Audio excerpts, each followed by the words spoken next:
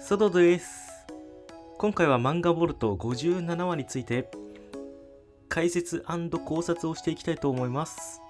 最新話ネタバレ含みますのでご注意ください。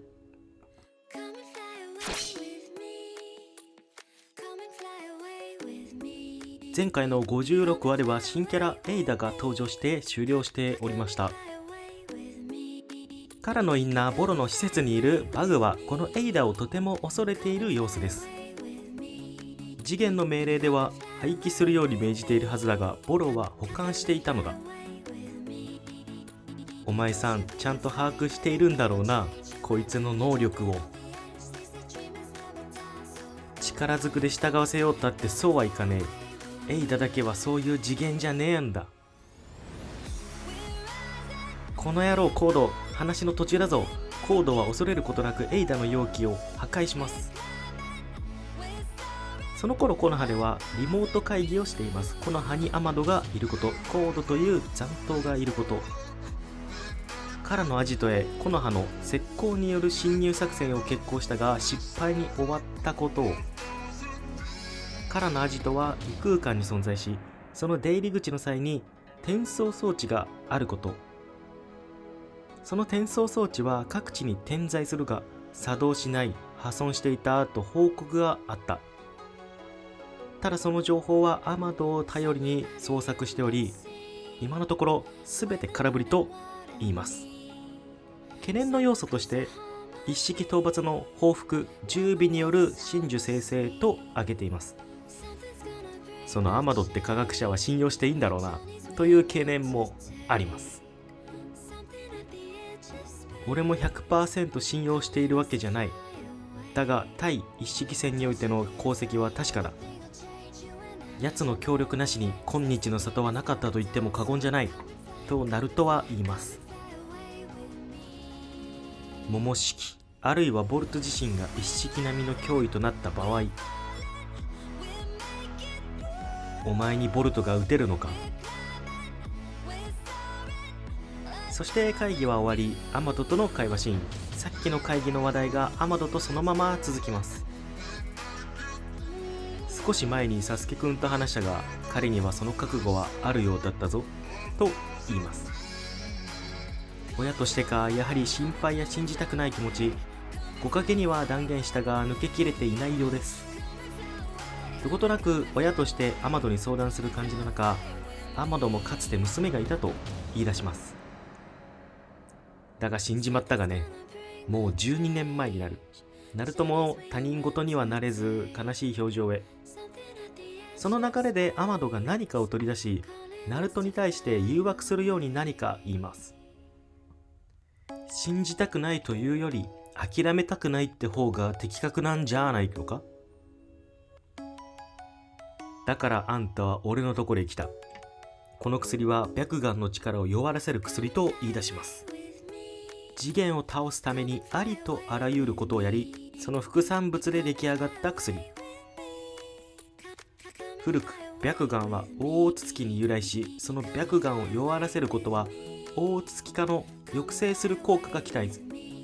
ナルトも食いつくような表情をします。そこでアマドは引くようにおすすめしないと言い出します。どんな副作用が起きるかわからない、あくまで抑制でかもしれないということを推します。くれぐれも奥さんや娘さんに飲ませるなと念を押し、ナルトは感謝し持って帰ります。一方エイダは目を覚ましコードを無視します。それに腹を立てたコードは攻撃をします。コード特有のベルトを巻きつけ攻撃するが、エイダは全く効いていません。コードはすでにエイダの術にはまっていました。指が動かず攻撃もできません。あなたを無視したわけじゃないのよ。ほら、ずいぶん長いこと寝てたから。口臭が気になっちゃってと言い、歯を磨き余裕を見せていくエイダ。コードは能力にはまっているせいかエイダを許し、冷静に支度が終わるのを待っています。バグが言うには、心を奪う能力といい、攻撃できなくなったのもそれが原因と説明します。そして千里眼という能力があり、リアルタイムでこの世の起きていることを見れる。そして過去も見ることができ、エイダが生まれる前の出来事は見ることはできません。未来も見ることはできません。今か過去の場面を監視カメラのように可能。エイダはコードが何で来たのかお見通しで、コードの力のリミッターを解除するために来た。解除するにはアマドの目の交際認証と正門によるコマンドワードが必要と判明。変化の術でなりすませばいい。ああ見えてアマドの目は科学忍具。本人に協力させるか、目玉をえぐって持ってくるしかないってこと。こういう事態を見越して忍びの里に引きこもったのね彼。千里眼でエイダは知っています。アマドを憎み、そしてアマドをさらに憎む理由、みんな私の虜になるの。男も女も。心を奪う能力、相手の気持ちが本当かどうか、好きでいてくれてもその能力が本物か。私の能力が無理やり奪ってしまうから、アマドは私から普通の恋愛を奪った。だから次元の命令に背いてボロは君を処分しなかった。奴も君の虜になっていた。しかし奪えない心が2通りあります。肉親と大筒木は能力で奪うことはできません。カワキって子、彼も大筒木なんでしょ。一式の最後はカワキの策で死んだのよ。それを見たとき私心が震えたわ。胸がすく思いだった。久しぶりよこんな気持ち。大筒木家のカワキならエイダの能力を受けずに済む。だからエイダにとっての王子様。それと同様にボルトも対象と言いますが、コードの野望である神事を生やすこと。それには生贄が必要だとコードに配慮し、エイダはボルト君は可愛いけど仕方ないわ。エイダは各里が会談していることも千里眼で筒抜けであり、コードは最高だねと褒めます。最後はお互いの意見が合致し、2人の大月に向かうとなり終了しています。とりあえずエイダが可愛すぎやて。それに伴った能力も判明しましたよね。男女問わずに心を奪い、攻撃ができなくなってしまう能力を持っています。それを回避できるのはエイダの肉親と大筒木だけというチート級の強さを持っています。そして千里眼という能力があり、エイダが生まれてからの過去はもう全部見れます。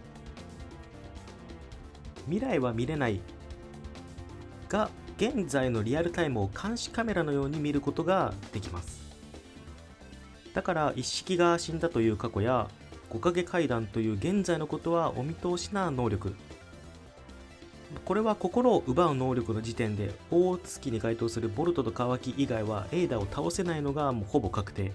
コードの力のリミッターを解除する目的も2人はあるので、これはコードは解除する流れはほぼ濃厚ですね。その時にアマドをどう利用するかですが、エイダを作ったのはアマドという事実があります。おそらくアマドは例外でエイダの心を奪う能力は効きません。その能力を作ったのはアマドだからです。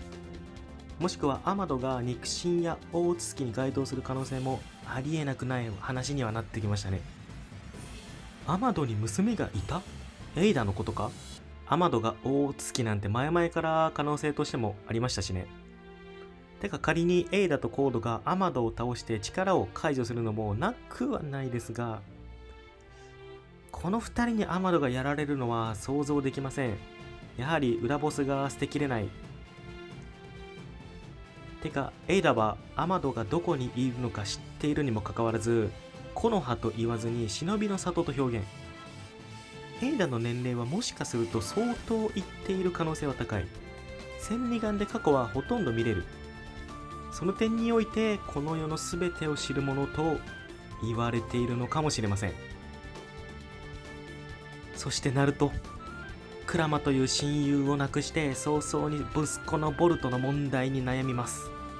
5影からはボルトがもし一式並みの脅威になった時にやれるのかって聞かれてしまい、火影のプライドを出しながら覚悟の表明をしていましたが、場面はすぐ変わりアマドとの2人のシーンへ。アマドに相談する感じで悩んでいました。そこでアマドは自分の娘の話を持ち出します。これはなんか心理的な手法のような感じがしました。同じ境遇を用いり同情するような感じで、諦めたくないだろという心理につけ込み、ナルトに薬を差し出しましたが実に怪しい。白眼を抑制すると言っているが本当か？大筒木のタンのようにも見えますよね。仮にそうだとしたらボルトはキュービカのように活性化し大筒木化してしまうかもしれません。カラの施設の転送装置が全て壊れているとかもそもそも怪しいんよ。一式戦でのアマドの助言での功績やクラマに続きボルトのことが続き、ナルトの表情もうどんどんなんか焦っていて、ナルトの純情な心が利用され悪を招いている感じ。やっぱり父親なんだねって思うような感じと、ナルトの辛さがにじみ出ていて辛かった今回は割と伏線回な感じがしました。次回はあの薬を服用するのかな。そういえば4月30日単行本14巻発売するのでもちろん買うでしょう。ご視聴ありがとうございました。次回もよろしくお願いします。チャンネル登録、みんなの考察コメントをぜひお待ちしております。